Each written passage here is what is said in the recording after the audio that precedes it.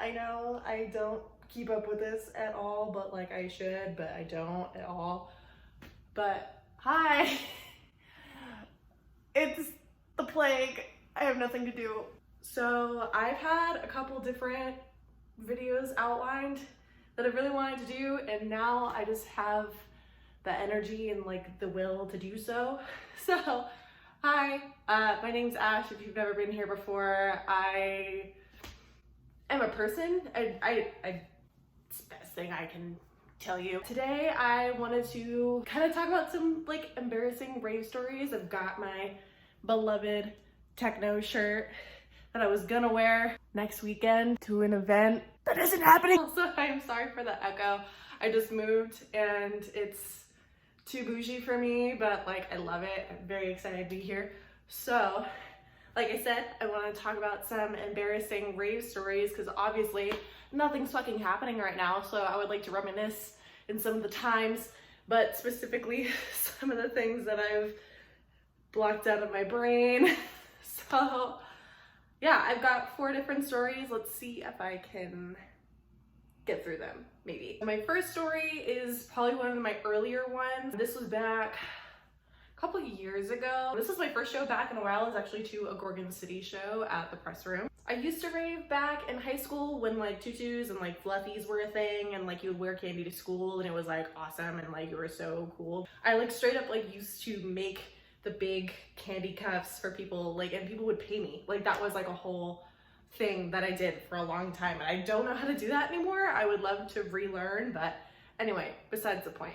I was like low-key seeing this guy and he was like really shitty, but like he was like gateway back into going to shows and shit, so it was great and I appreciate you for that, but still kind of sucked. So we get to the press room, the venue, it's in downtown Phoenix. We get there right before Gorgon City. We missed the openers, but I like didn't know what to expect. I wasn't taking anything. I had like a couple drinks, but like I was kind of I don't know. They come on, it's super cool. I've never like really listened to them beforehand too, because I wasn't really like a house head before I like got like really back into like dancing and everything. So I rediscovered my love for shuffling. It was kind of like this like innate thing that just started happening in my body, because when I was younger I was really into hardstyle, and me and my cousins used to like fucking go apeshit with like Melbourne shuffle when that was cool, or at least cool to us, and it still is cool to me. I love some fucking hardstyle. Just anyway, so I start going like fucking ham, like doing like arm movements and shit and like doing all this crazy shit just because I'm like feeling the music. I'm kind of like blinders up to like anybody else in the world, and then I realize like the guy that I'm with is like trying to like dance with me and like keep up because I'm like fucking high energy. So he's trying to keep up, and I realize I start just like hitting this dude in the face, like up the face, like, and I keep doing this on accident, but like will not stop. I keep stepping up on him with these like big ass like creepers that I have. They're like my dancing shoes. I keep like stepping on him, hitting him, and yet he still like wanted to hang out with me after. I couldn't tell you why, but yeah, it was definitely like I was a little mortified. Okay, so my second story I've got for you. This was a little bit more recent. This was actually the hard summer that I had vlogged. It was day 1. I had my friend Matt with me, and of course we just get there after literally shotgunning White Claws in the back of his friend's car. Not one of my proudest moments. I don't know why I was like so excited to like really go hard that day, but like fucking do you, boo boo. We get there, we're like kind of like running around just like checking out the floor plan of everything, trying to figure out where everything is.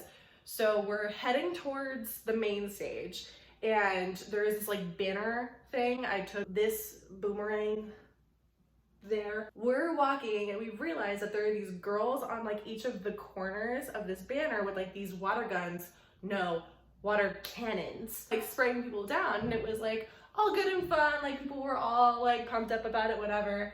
And then this one girl, apparently she just had it out for me or something, because we're walking a little bit closer and she goes to like shoot me and hits me directly in the face, getting directly in my left eye. And it hurt so bad. I wasn't wearing like falsies or anything. I wasn't wearing contacts or anything, but like just straight LA tap water in my left eye. It hurt so bad to the point where I like fell to my knees, and then I had to get to the left side of like behind where this banner was, where some of the grass was, so I can like just like sit in my pain. And of course Matt is like by me and like doesn't know what's going on, so he like doesn't know how to console me. People are coming up to him and be like, yo, is she like good, like is she okay? And he was like, yeah, she's fine, just like think she like got her like makeup wet or something, and my makeup was fine. I was just in so much fucking pain for like whatever reason. I like managed to like get my wits together and we go through, and this is probably like what started like my not so good vibes for day one. Just because for the first half I was in violent eye pain. It's great. Happy day one. So the third story is a little bit less of like an unfortunate event, but more so just like really deep in my heart, embarrassing. So let's start with it. I love Rez. Rez is like just fucking, she's one of my favorite artists ever. Love her music, but it like just fucking hits me different than normal people. There's something really like sexual about mid-tempo bass to me, and it just like there's something about it, couldn't fucking tell you, but like I'm sexually attracted to mid-tempo bass more than most people because of that. Seeing her is like a visceral fucking experience. So I go to one of her shows. I get there, I meet one of my coworkers at the time and her boyfriend, like we're all like getting drinks and whatever. And this is actually the first time I saw Io too, and where that whole love started. I'm a little slut for his fucking music because of that fucking night. So then comes time for Rez to go on. And I somehow like get more into the crowd. I like lose my friend and her boyfriend, which ended up being good in the long run. Like I said earlier, I'm sexually attracted to Rez's music. So she starts going on. I start fucking losing it. I'm like dancing, like getting like real feelsy on myself and whatever, and like really just like letting it cleanse my body and all the rest.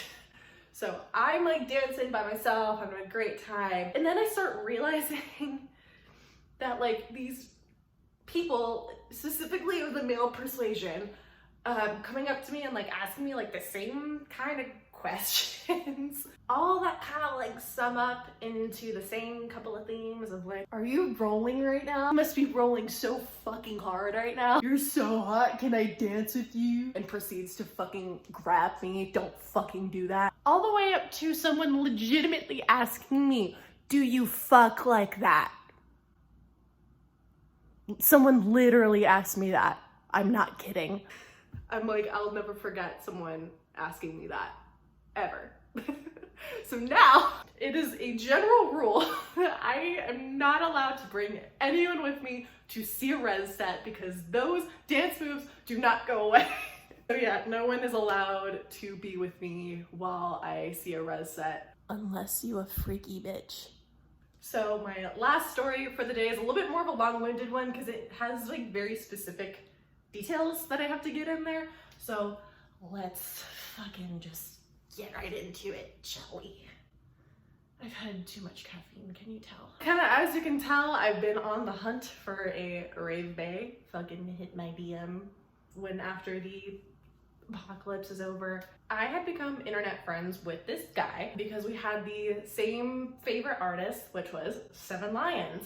Him probably a little bit more than me because he literally got to the point of making music just like his, growing his hair out, getting similar tattoos.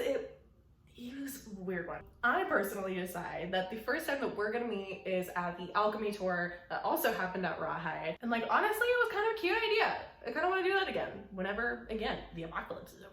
Day comes, I end up meeting him, his brother who flew into town, and one of his like closest friends at the hotel that's like really close to Rawhide. They were super cool, super nice, like honestly kind of a fun crew to like see that show. That was also the first time I'd ever seen Seven Lions, which like made it all even weirder, but whatever. We drive over, we get in, vibes are high, vibes are good.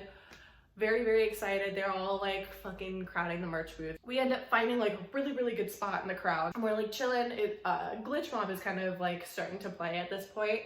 And then of course the dude throws up on his and my feet. So then we moved to a different spot. He was fine, like don't worry. Little like side note, I really should have brought my camelback to this event because I filled my like fanny pack that I had to the absolute fucking brim, to the point where I couldn't find anything without everything falling out or me picking every single little thing out just to find a single item. 7 Lions goes on and set was great, set was awesome. In the middle of it, I realized that the winds are kind of picking up, and again, Rawhide's like full, it's just made of dust. That's like just what it is. So I am trying to find my missing dust mask in my fanny pack, and I'm pulling everything out, and then I realize it falls on the ground, and I immediately, without thinking about it, pick it up and put it on my face. This is where the embarrassing part comes in. Again, I have this dust mask on, everything's great, like I'm starting to feel a little bit better, and then set ends, we all go to like another side to like go just like sit down and chill, because we were really like geeked on seeing, was it Good Vibrations or was it just Slander? I can't remember anymore. We end up deciding to leave during that last set. So I'm driving to the hotel. I take off my mask, again, not thinking anything of it. And of course, on the drive back up, I realize I'm having a minor asthma attack. And like, again, it's not like a huge deal. It's just like, I'm very self-aware of that like lung tightening feeling. And I was really confused because I had worn my dust mask, like it should have been not an issue, but I, again, didn't think any of it, and I puffed my inhaler, that was fine. We go and hang out and like decompress a little bit at the hotel room. I decide to leave after like an hour or two, and I go back home because I lived like half an hour like north of where that was. So I go all the way home, and then I get home, I look in the bathroom mirror to start detangling my hair and like take my makeup off, and I realize this entire area was covered in black fucking dust. And of course, I'm like trying to make this good impression. And then I realize also what's more upsetting is that no one told me. No one told me the whole fucking night that I had been taking my mask on and off, that my whole just mouth area was just covered in dust.